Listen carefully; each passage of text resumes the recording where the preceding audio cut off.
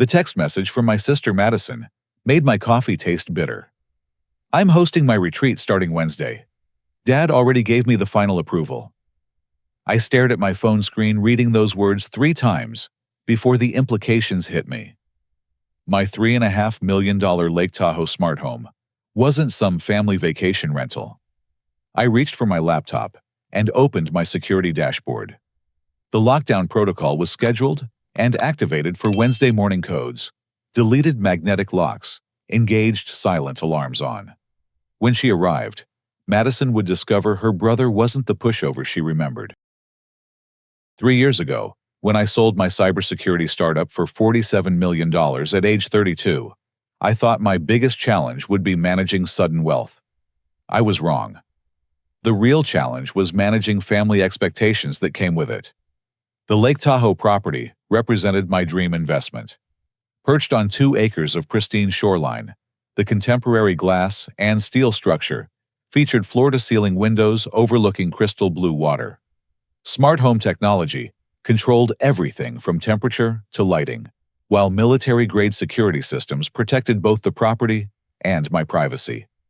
The house cost $3.5 million, but every penny felt justified when I watched sunrise paint the mountains gold from my bedroom window. Madison had always been Dad's favorite. While I spent my teenage years building computers and learning code, she floated through life expecting others to solve her problems. Dad Frank owned a struggling construction company that barely kept the family afloat during my childhood.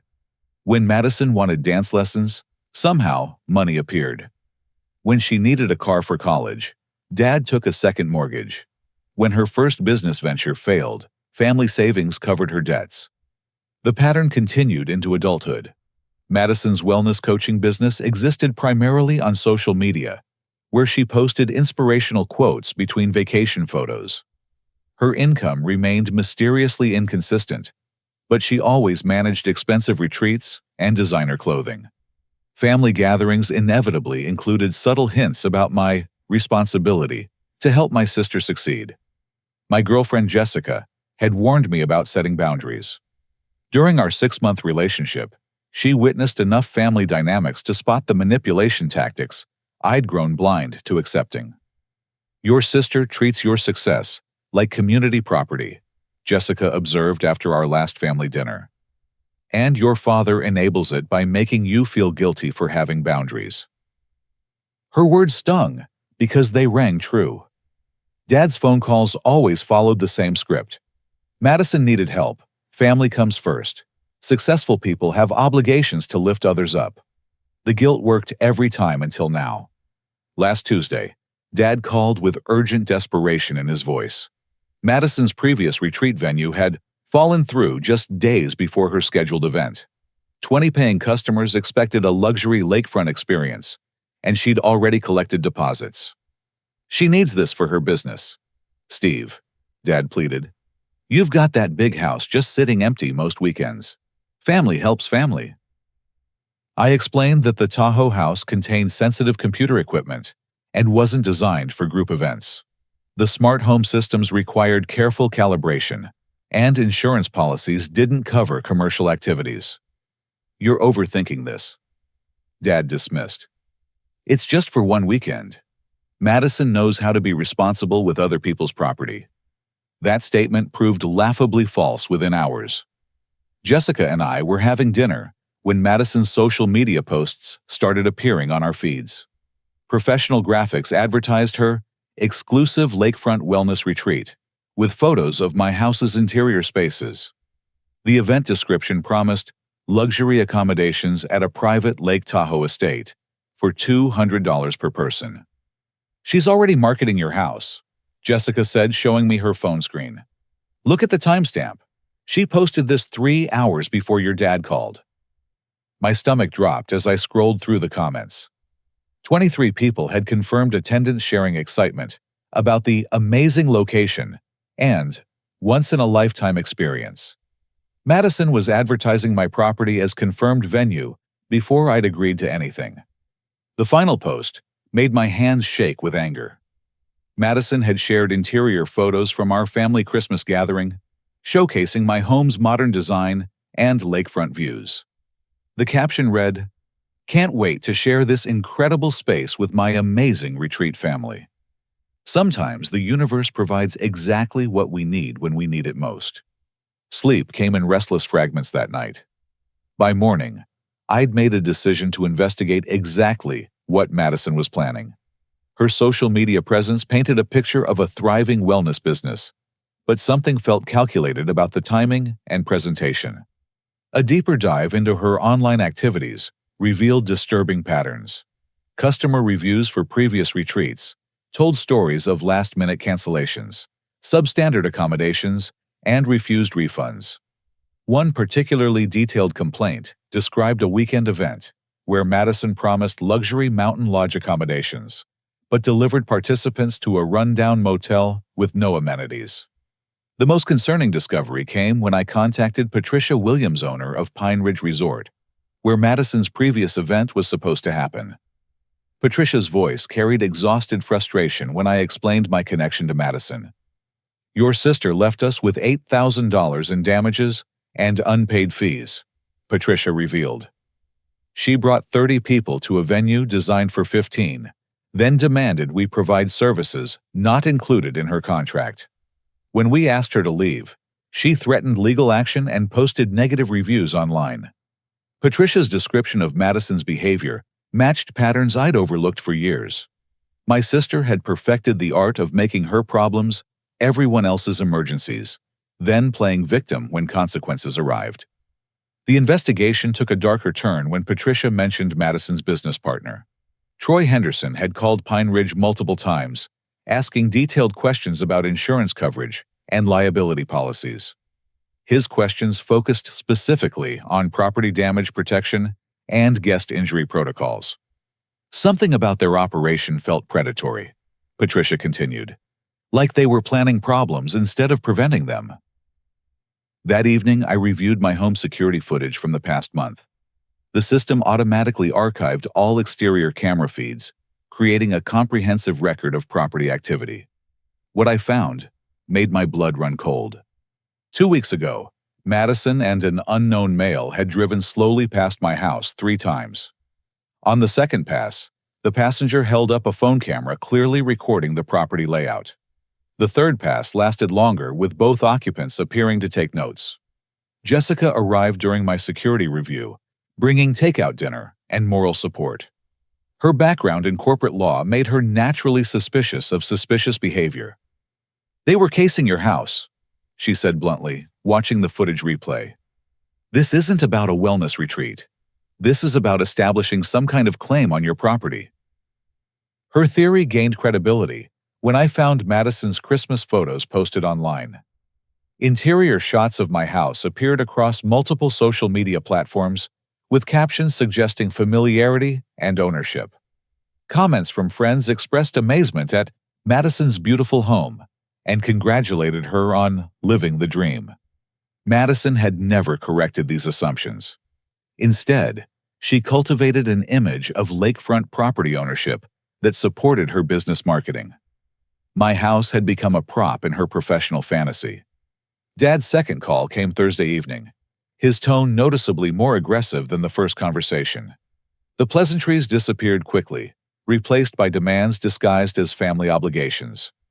"Madison's counting on this weekend," he stated. "You've had success, and now it's time to help your family succeed too. You owe this family more than you realize." His words carried implications that made me uncomfortable. When I pressed for specifics about what I supposedly owed, Dad's explanation revealed the true scope of Madison's financial troubles. "She took out business loans using family references," he admitted. "I co-signed some paperwork to help her establish credit. This retreat income is essential for keeping everything current." The conversation ended with Dad informing me that he'd already told Madison she could use the house. According to him, my consent was assumed based on family loyalty. Any refusal would be portrayed as selfishness and abandonment of family values. After ending the call, I spent an hour researching business loan requirements and co-signer responsibilities. What I discovered made my hands shake. Dad had potentially exposed himself to financial liability that could exceed his construction company's annual income. The final revelation came when Jessica helped me check my credit report for any unauthorized activity. 3 inquiries appeared from financial institutions I'd never contacted. The dates aligned perfectly with Madison's business loan applications, suggesting someone had used my personal information without consent. Friday morning brought a call from Troy Henderson, Madison's mysterious business partner.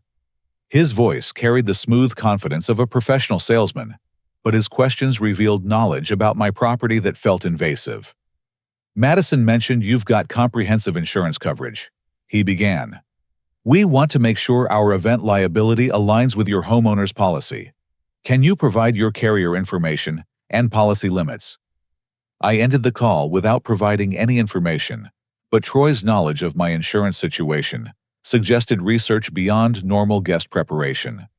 Someone had been gathering detailed information about my property and financial situation. The pieces formed a disturbing picture. Madison hadn't simply asked to borrow my house for a weekend. She'd constructed an elaborate scheme involving false advertising, customer deposits, and potential property claims. My family was attempting to steal my home. Wednesday morning arrived with the pristine clarity that makes Lake Tahoe famous. From my apartment balcony 40 minutes away, I couldn't see my house directly, but I knew exactly what was happening through the comprehensive security system, monitoring every angle of the property. At 7:30 a.m., the first vehicle appeared on my cameras. A large moving truck with Executive Events logos displayed Madison's professional presentation skills. Behind it, a white catering van advertised gourmet wellness cuisine in flowing script. Both vehicles suggested Madison had invested significant money in creating an impressive customer experience. The convoy continued with 6 passenger cars carrying retreat participants. Through the camera feeds, I watched excited groups emerge from vehicles pointing at the house and taking selfies against the lakefront backdrop. Their enthusiasm felt genuine, making Madison's deception even more manipulative. Madison stepped from the lead car, wearing flowing white clothing that photographed beautifully against the natural setting. Her confident stride toward the front door suggested absolute certainty about gaining entry. She'd clearly never considered the possibility that I might refuse access. The first sign of trouble came when Madison approached the main entrance keypad. Her fingers moved confidently across the numbers entering what must have been the previous access code. Nothing happened. She tried again, pressing each digit slowly and deliberately. The system remained unresponsive. Through the audio feeds, I heard Madison's voice take on a frustrated edge as she called out to Troy and the retreat participants. Just a small technical issue, she announced with practiced calm. I'll have this resolved in just a few minutes. Madison pulled out her phone and dialed Dad's number. Even without audio enhancement, her body language conveyed growing panic as the conversation progressed.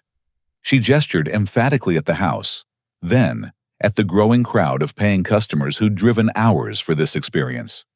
Dad's call reached me within minutes, his voice tight with barely controlled anger. Steve, what the hell are you doing? Madison standing outside your house with 20 people who paid for this weekend. Open the damn door right now. I'd prepared for this conversation, but hearing the actual desperation in Dad's voice still created uncomfortable guilt. Years of conditioning don't disappear overnight, even when you intellectually understand the manipulation. I never agreed to this event, I replied calmly. Madison advertised my house without permission, collected money under false pretenses, and assumed she could pressure me into compliance. Family doesn't treat family this way, Dad shot back. These people drove from San Francisco and Sacramento expecting the weekend Madison promised. You're going to destroy her business over some petty control issue.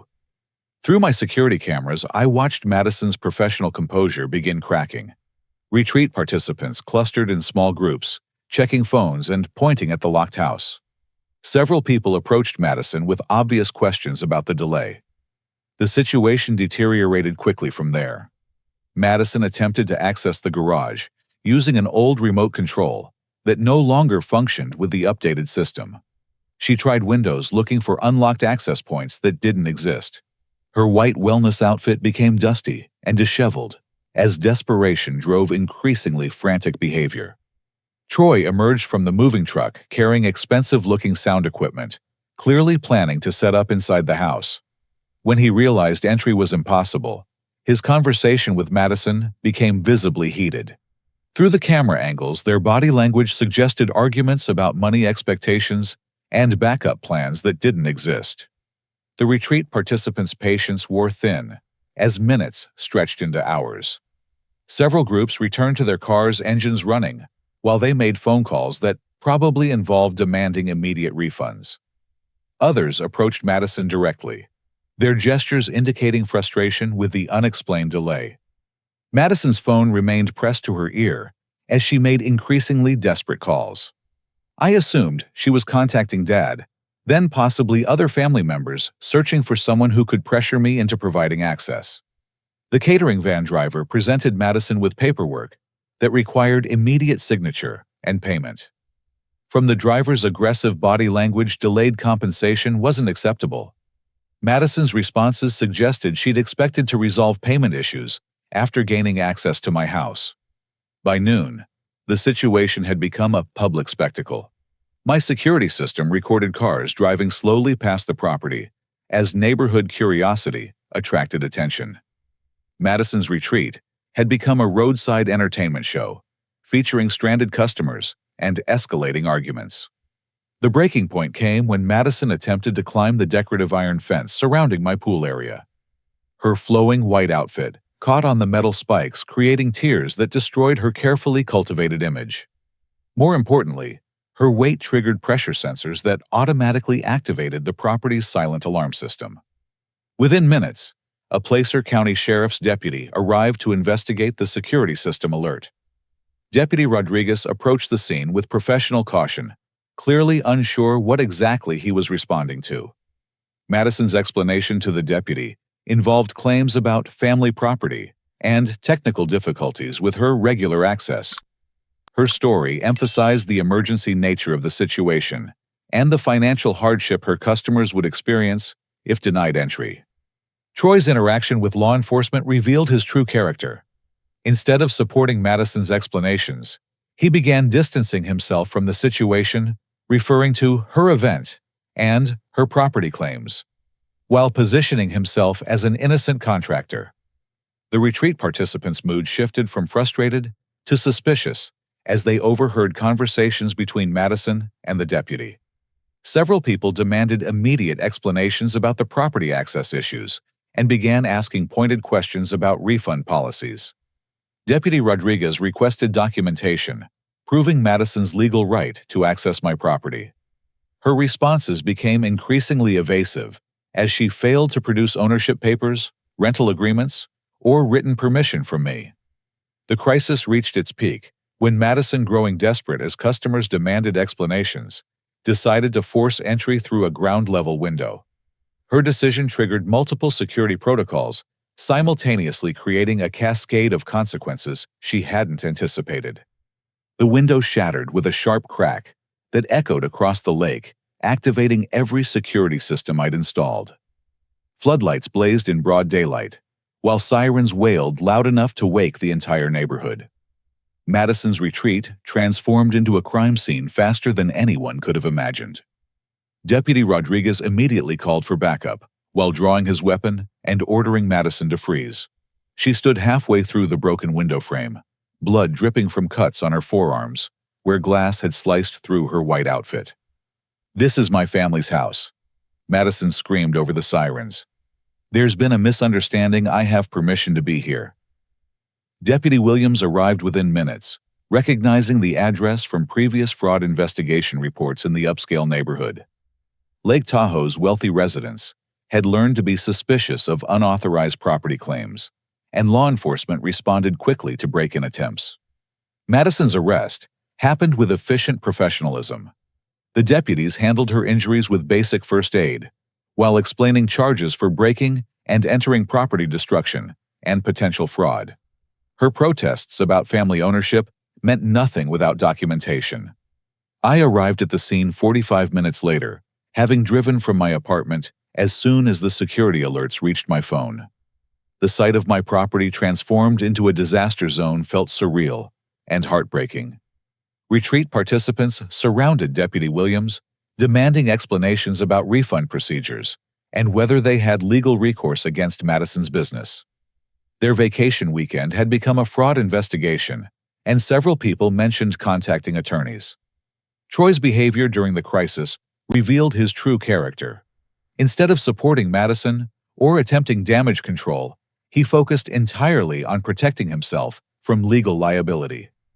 His conversation with deputies emphasized his role as an independent contractor, with no knowledge of any unauthorized property use.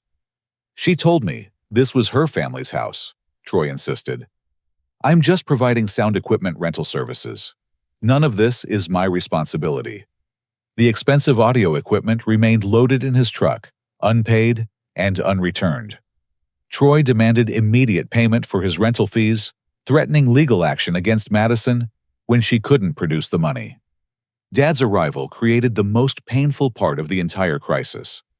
His construction truck skidded into the driveway with reckless speed, and he emerged shouting accusations at me before understanding the full situation. "What have you done to your sister?" he demanded. "This family has supported you through everything, and now you're destroying Madison's life over some property dispute." The public nature of Dad's outburst embarrassed me more than the security breach itself. Neighbors had gathered to watch the commotion, several filming with phone cameras that would probably share the footage on social media. Jessica arrived during Dad's tirade, her legal background helping her document the scene for potential lawsuit protection. She quietly photographed property damage recorded conversations and collected contact information from witnesses. Deputy Williams separated Dad and me, explaining the criminal charges Madison faced and the evidence supporting her arrest. Dad's reaction revealed how deeply he'd believed Madison's version of events. "She told me Steve agreed to this," Dad said, confusion replacing anger. "She showed me text messages confirming permission to use the house." The text messages Dad referenced didn't exist.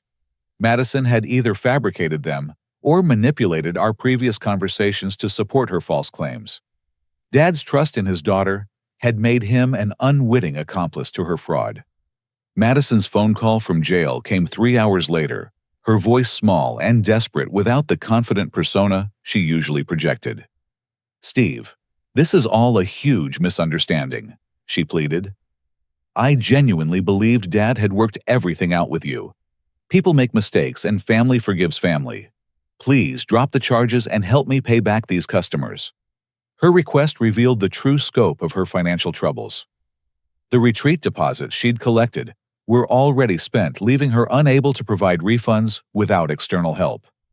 My refusal to enable her schemes had exposed the unsustainable foundation of her entire business model. Troy's equipment rental company arrived with threats of legal action against everyone involved. The sound equipment contract required immediate payment upon delivery, and Madison's arrest left the bill unpaid.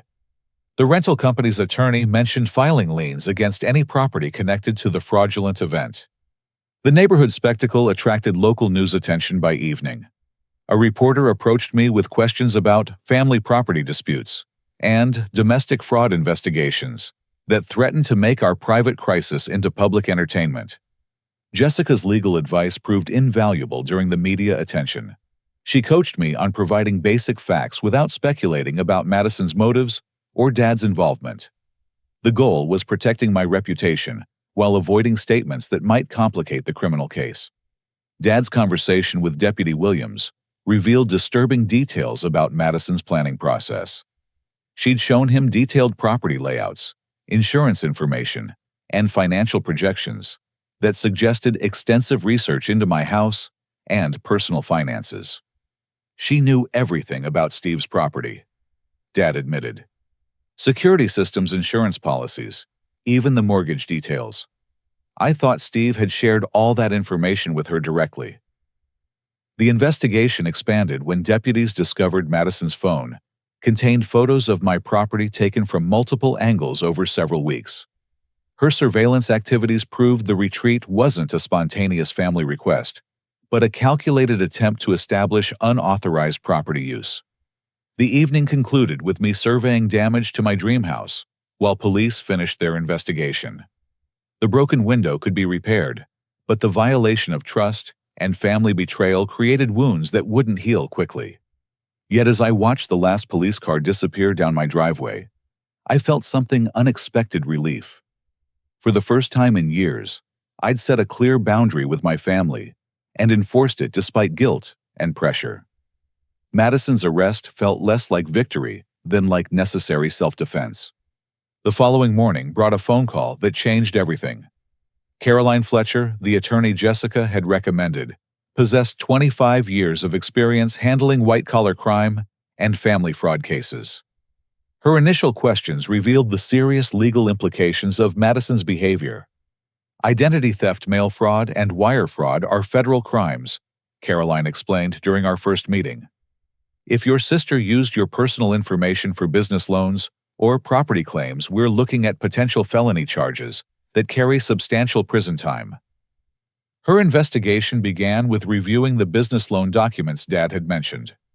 Caroline's forensic accountant discovered that Madison's LLC filing listed my Lake Tahoe address as the business headquarters, despite my complete ignorance of this designation. The federal implications became clear when Caroline obtained Madison's business bank records through court order. 3 separate loans totaling $87,000 had been obtained using my credit information and property as collateral, without my knowledge or consent.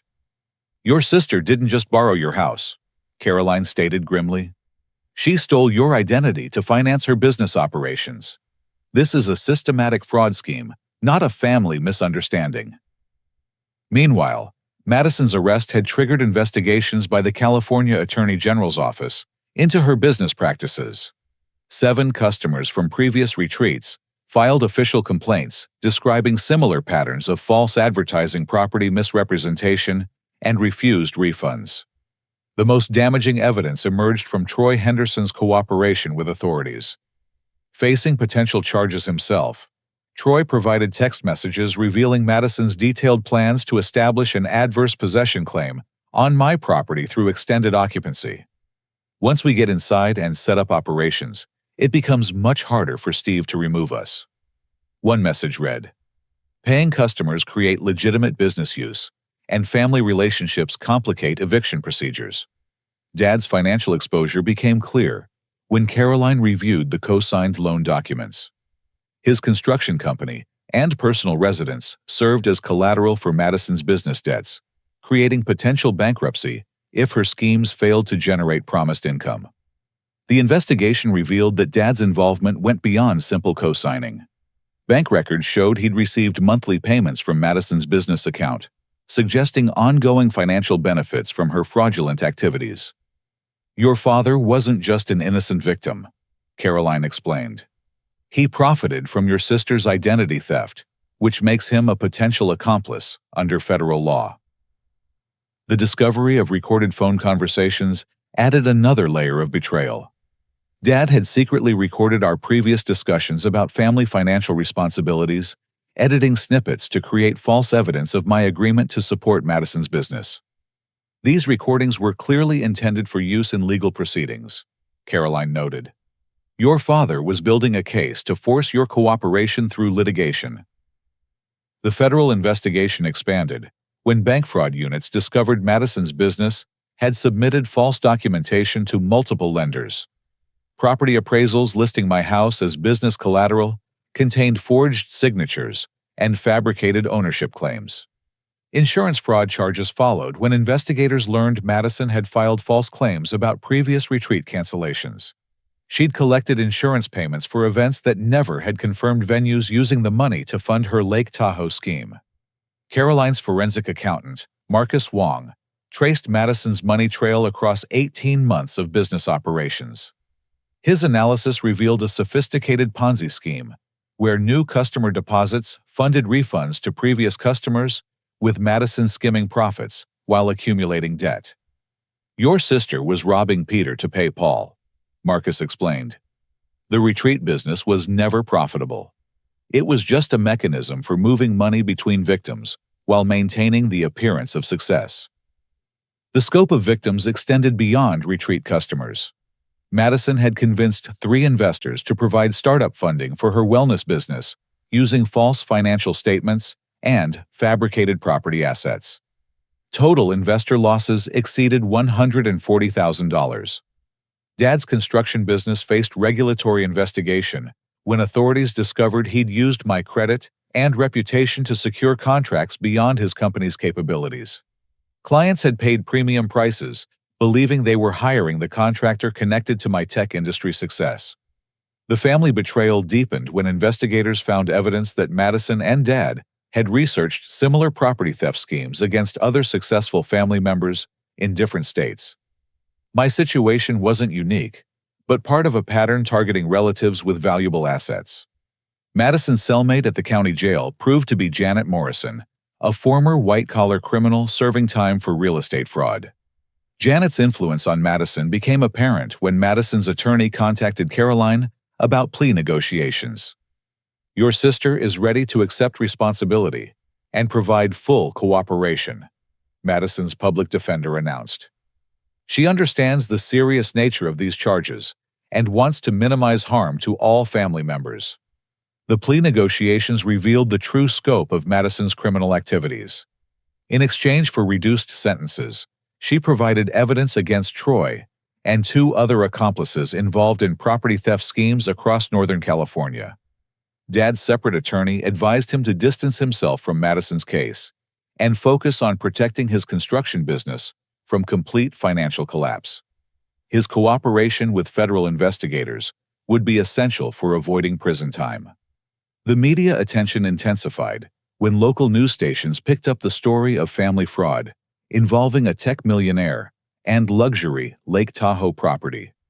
The narrative attracted national attention as an example of family financial abuse targeting successful individuals. Caroline advised me to prepare for a lengthy legal process with multiple criminal and civil components. The federal charges against Madison could take 2 years to fully resolve, while insurance and property damage claims would require separate litigation. "Your family's betrayal was systematic and extensive," Caroline summarized. "But the evidence is overwhelming, and justice will ultimately be served. The question now is whether you want to pursue maximum penalties or focus on restitution and family healing." Her words forced me to consider what justice actually meant in the situation. Madison's crimes deserved consequences, but destroying my family completely wouldn't repair the damage or prevent future problems. 6 months later, the legal machinery had ground through most of the criminal charges, with results that satisfied both justice and mercy. Madison accepted a plea agreement requiring full restitution, community service, and mandatory counseling rather than federal prison time. Dad's cooperation with prosecutors had saved his construction business, though he faced 3 years of court-supervised financial monitoring and couldn't co-sign loans for family members. The restrictions hurt his pride, but protected everyone from future manipulation. Troy Henderson received the harshest sentence, 18 months in federal prison, for his role in multiple property fraud schemes across Northern California. His cooperation had been valuable, but couldn't overcome his extensive criminal history. The financial restitution process proved more complex than anyone anticipated. Madison's business assets covered only $12,000 of the total damages, leaving her facing decades of monthly payments to victims and creditors. Caroline's strategy for maximizing recovery involved selling Madison's personal assets and garnishing her future income until all debts were satisfied. The court-approved payment plan would take 15 years to complete, but guaranteed eventual restitution for everyone involved. My Lake Tahoe property had become an unexpected asset in the recovery process. After repairs and security upgrades, Caroline suggested converting it to a legitimate short-term rental generating income that could fund victim restitution beyond the legal requirements. "Your house was used as a prop in their fraud scheme," Caroline explained. "Using it to heal the damage they caused creates poetic justice while serving practical purposes." The rental income exceeded expectations, particularly after the media attention attracted guests interested in staying at the famous fraud house. Dark tourism has strange appeal, and I decided to embrace the notoriety while serving a positive purpose. Jessica and I had strengthened our relationship through the legal crisis, her professional expertise and personal support proving invaluable during the most difficult family period of my life. Our engagement announcement came with plans for a wedding at the Lake Tahoe house, properly secured and insured this time. The federal investigation had uncovered similar fraud schemes, targeting 2 other successful family members in different states. Madison and Dad's research had identified cousins in Texas and Colorado with valuable assets and apparently exploitable family relationships. Your case prevented additional victims, FBI agent Sarah Collins explained during a debriefing session. The pattern of family financial abuse is more common than people realize, but most victims don't have the resources to pursue federal prosecution. Agent Collins suggested I speak at financial security conferences about protecting assets from family manipulation. My story had educational value for other successful individuals who might face similar pressures from relatives. The speaking engagements proved surprisingly therapeutic, connecting me with other victims of family financial abuse and experts who studied the psychology behind these crimes. The isolation I'd felt during the crisis dissolved as I realized how common these betrayals actually were. Dad's transformation during court-mandated counseling surprised everyone, including himself. The financial responsibility classes and family therapy sessions had forced him to examine decades of enabling behavior and unrealistic expectations about money. I treated your success like family property, Dad admitted during one of our supervised counseling sessions. I never learned to separate love from financial support, and that damaged everyone involved. Madison's community service assignment placed her in a victim assistance program where she helped other fraud victims navigate recovery resources. The irony wasn't lost on anyone, but her supervisor reported genuine commitment to helping people rebuild their financial lives. The scholarship fund I established using rental income from the Lake Tahoe house attracted attention from other fraud victims who wanted to contribute to prevention education. Within 18 months, the fund had provided financial literacy training to over 200 families. Insurance companies began using my case as a training example for identifying family fraud schemes.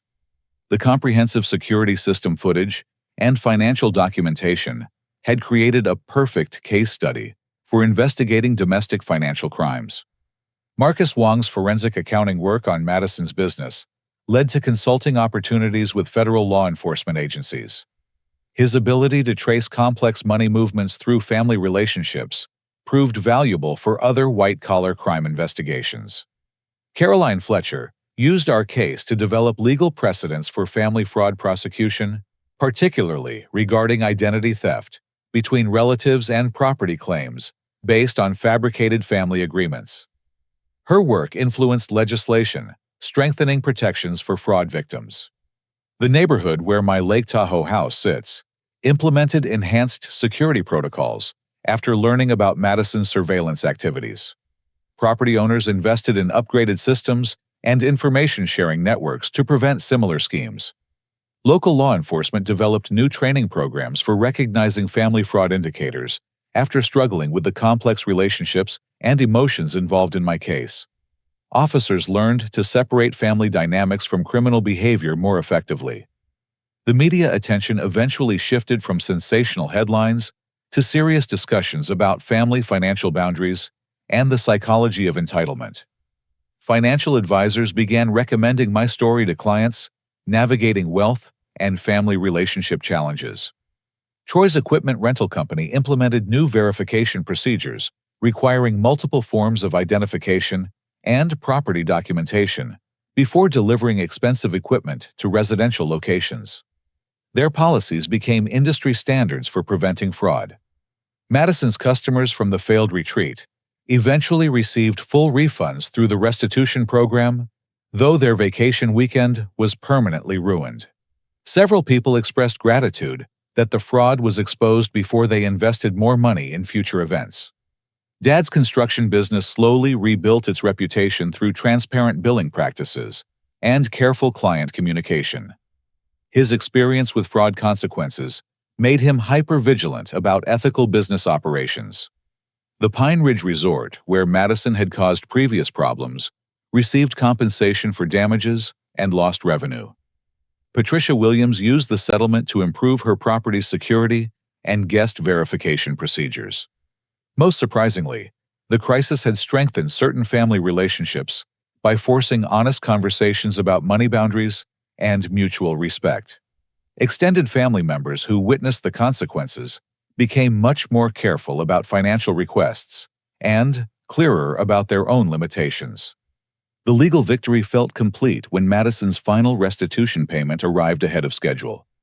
Her steady employment and commitment to repayment had impressed even the prosecutors who'd pursued charges against her. 2 years after Madison's arrest, I stood on my Lake Tahoe deck, watching the sunrise paint the mountains in shades of gold and pink. The house had been transformed from a symbol of family betrayal into a beacon of healing and positive change. The short-term rental business had generated over $300,000 in revenue funding, not only victim restitution, but also a comprehensive financial literacy program that had helped nearly 500 families learn to protect themselves from financial abuse. Jessica and I had married the previous summer at this same location, with proper permits and insurance coverage that turned the event into a celebration of legal compliance as much as love. Dad walked Jessica down the aisle, while Madison watched via video call from her community service assignment. Our wedding guest list included several people who'd become friends through the fraud recovery process: Caroline Fletcher and her husband Marcus Wong, and his family FBI agent Sarah Collins, and even Deputy Williams, who'd responded to that chaotic Wednesday morning arrest. The ceremony featured a unique element that reflected our journey together. Instead of traditional gift registries, we asked guests to donate to fraud victim assistance programs and financial education nonprofits. Our marriage celebration became a fundraising event that generated $15,000 for prevention programs. Madison's transformation had been the most surprising development of the entire experience.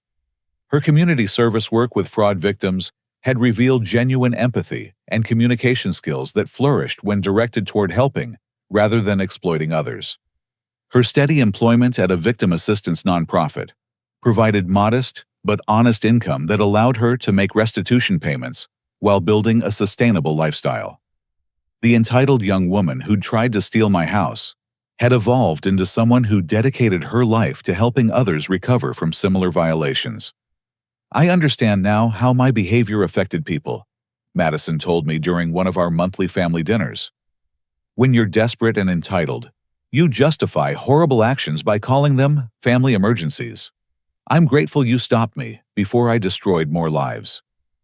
These family dinners had become a monthly tradition, held at various restaurants with clear financial boundaries that prevented misunderstandings about who paid for what. The structure felt artificial initially, but gradually created space for genuine connection without exploitation. Dad's participation in ongoing financial counseling had taught him to separate emotional support from monetary assistance. His relationship with both Madison and me had improved dramatically once he learned to express love through presence rather than problem-solving with money. I spent 30 years believing that providing financial solutions proved my worth as a father. Dad reflected during one dinner conversation. "Learning to listen without immediately offering money has been the hardest and most valuable lesson of my life." His construction business had stabilized at a smaller but more sustainable level. The court-supervised financial monitoring had ended, but Dad maintained the budgeting and transparency practices that had been required during his probation period. Troy Henderson's release from federal prison had been followed by his enrollment in business ethics programs and legitimate employment with a construction company that specialized in security system installation. His first-hand knowledge of fraud techniques made him valuable for designing prevention protocols. The scholarship fund had evolved into a comprehensive financial education program offered through community colleges across Northern California. Students learned not only basic money management, but also how to recognize and resist financial manipulation from family members and romantic partners.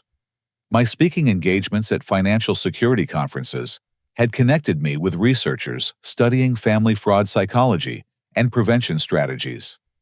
The academic collaboration had produced several published papers that contributed to the growing understanding of domestic financial abuse.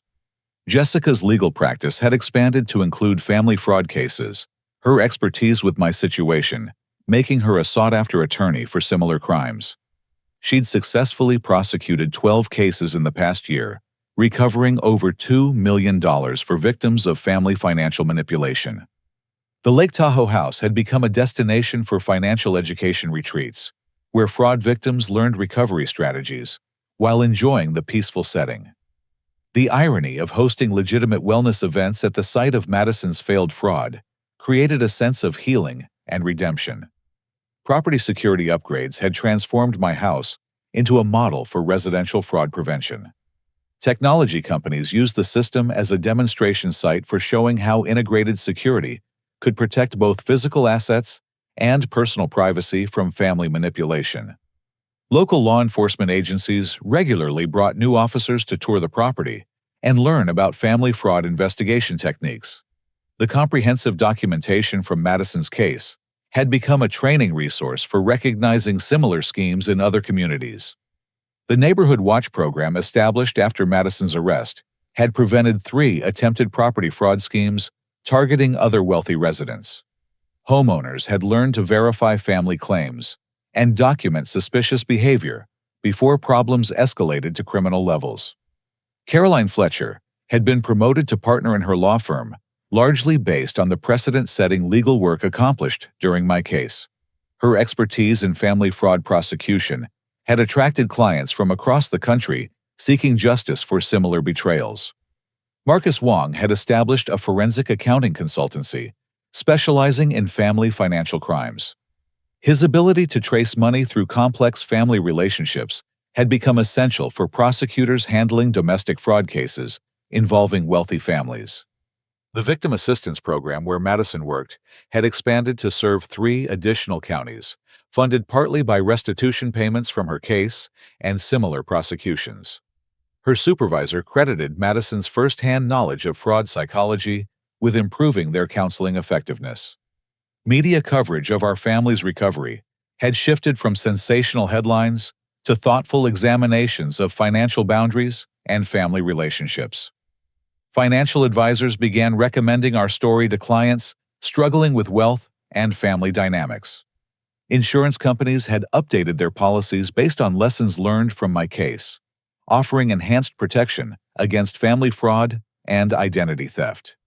The improvements had prevented similar losses for thousands of policyholders facing family manipulation. The FBI had incorporated our case study into their white-collar crime training curriculum teaching agents to recognize the unique challenges of investigating financial crimes between family members. The training had improved prosecution success rates for similar cases. As I prepared for another day of rental guests arriving at the house, my phone buzzed with a text message from Madison. She was bringing her supervisor from the Victim Assistance Program to tour the property and discuss using it for educational purposes. The woman who'd once tried to steal my house was now helping protect others from similar crimes. Her transformation represented the most meaningful victory of the entire legal battle, proof that justice could heal rather than simply punish. Jessica joined me on the deck, coffee in hand, as we watched the lake's surface reflect morning light. Our conversation turned to the day's schedule: 3 families arriving for legitimate vacations, a security system demonstration for local law enforcement, and dinner preparations for our monthly family gathering. "Do you ever regret pursuing charges against Madison?" Jessica asked a question she'd posed several times over the past 2 years. My answer remained consistent. I regret that it was necessary, but I don't regret protecting our family from continuing cycles of manipulation and abuse. Setting boundaries taught everyone involved that love and respect require mutual consent, not financial exploitation. The transformation of our family relationships from exploitation to genuine care, represented the most valuable outcome of the entire crisis. Madison's crimes had nearly destroyed us, but her consequences had ultimately created the foundation for healthier connections based on honesty rather than financial manipulation. Standing on my deck overlooking Lake Tahoe, watching legitimate guests enjoy the property, while contributing to fraud prevention education, I felt profound gratitude for the painful journey that had brought us to this peaceful resolution. The morning's final surprise came when Dad called to share news that his construction company had been selected to install security systems for the county's new fraud prevention program. His expertise with the consequences of family financial crimes had made him uniquely qualified to help protect other families from similar betrayals. "Life has a strange sense of humor," Dad observed. "We went from committing fraud to preventing it, and somehow found our way back to being a real family in the process." As our conversation ended, and I prepared to welcome new guests to the house, I reflected on the lessons that had emerged from our family's crisis. Trust must be earned through consistent actions, not demanded through guilt and manipulation. Love requires boundaries to remain healthy, and success creates responsibilities that must be balanced with self-protection. The woman who tried to steal my house had taught me that family loyalty shouldn't require sacrificing personal safety or financial security. True family relationships are built on mutual respect and honest communication, not entitled access to each other's resources. Madison's transformation from entitled manipulator to dedicated victim advocate proved that people can change when consequences force honest self-examination. Her journey from criminal to counselor represented hope for anyone struggling with family members who've betrayed trust through financial abuse. Have you ever had to set difficult boundaries with family members who expected access to your resources or success? How did you balance love and loyalty with protecting yourself from manipulation? I'd love to hear your thoughts in the comments below. Your experiences might help other people navigate similar challenges. If this story resonated with you or taught you something valuable about family dynamics and financial boundaries, please give it a like and consider subscribing for more real-life stories about overcoming betrayal and building stronger relationships. Sharing these experiences helps create communities where people can learn from each other's struggles and victories. Thank you for joining me on this journey from family betrayal to healing and redemption. Remember that setting boundaries isn't about punishment. It's about creating space for genuine love and respect to flourish. Sometimes the most loving thing you can do for family is refuse to enable their destructive behavior. Until next time, protect your peace, trust your instincts, and never apologize for requiring that love be expressed through respect rather than exploitation.